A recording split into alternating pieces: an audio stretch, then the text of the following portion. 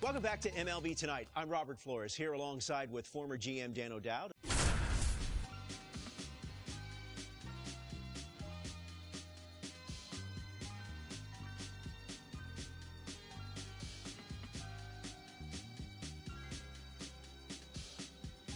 I'ma keep this feeling close to me, but I think I lost my mind. 11 months of the same routine, keeping up this facade of mine. Welcome to day one of the MLB Draft Combine from Chase Field in Arizona. The top high school and college player prospects showcased their skills this week, giving all MLB clubs another opportunity to evaluate this year's draft class. It should be an impactful few days here in the desert. Alongside Sarah Langs, I'm Dan O'Dowd, and it's time for batting practice. So let's focus on what's happening down in the cage.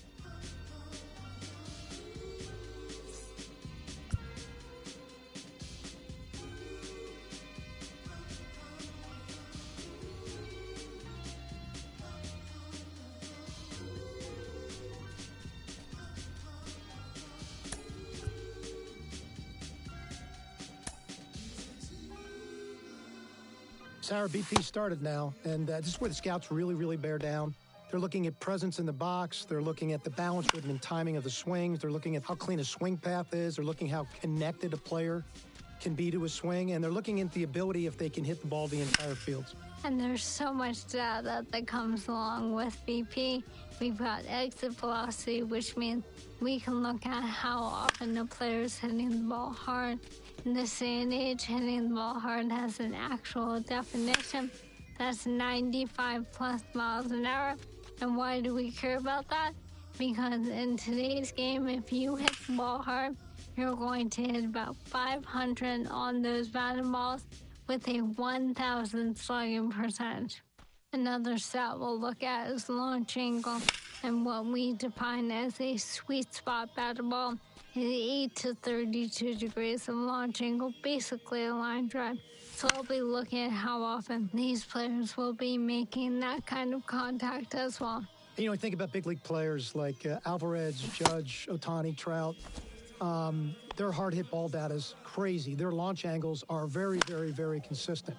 And you add all the things that we're evaluating, and think about, Sarah, the pressure these young players are under right now is probably the most pressure-packed BP these players have ever taken in their careers.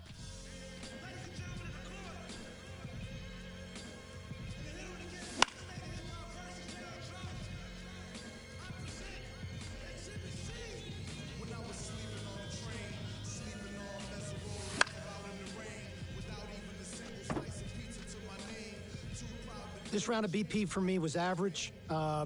Very projectable player, size, strength, a little bit more power over hit ability. I thought he got outside of himself exceptionally well, but definitely a very projectable kid.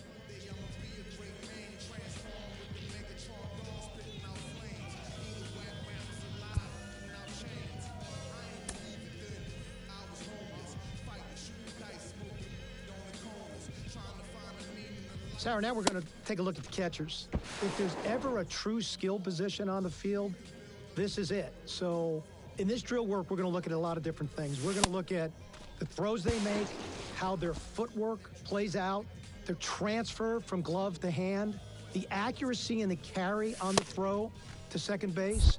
We're going to take a peek at their blocking ability so we get to see their athleticism, how well they move from side to side. I get a real great feel on how tight their hips are in this kind of drill, which is really important for me from a scouting perspective.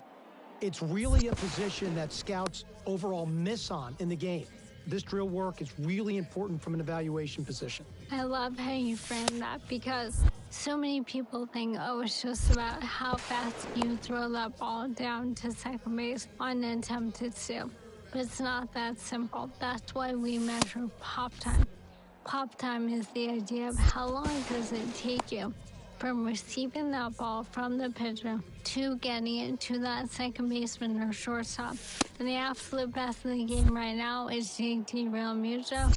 The MLB average pop time to second base is 2 seconds. His average pop time to second base, 1.83 seconds.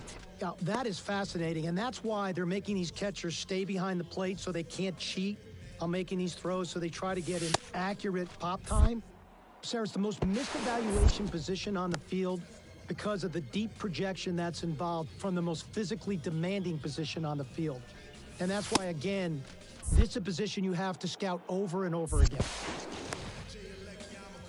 I think this is a moment where it's just got too big for him. Try to do way too much. Arm strength is there. Accuracy was well below average. I do think these kind of experiences will really pay off in the long run for him. And the next time we see him, we're going to see a dramatically improved player.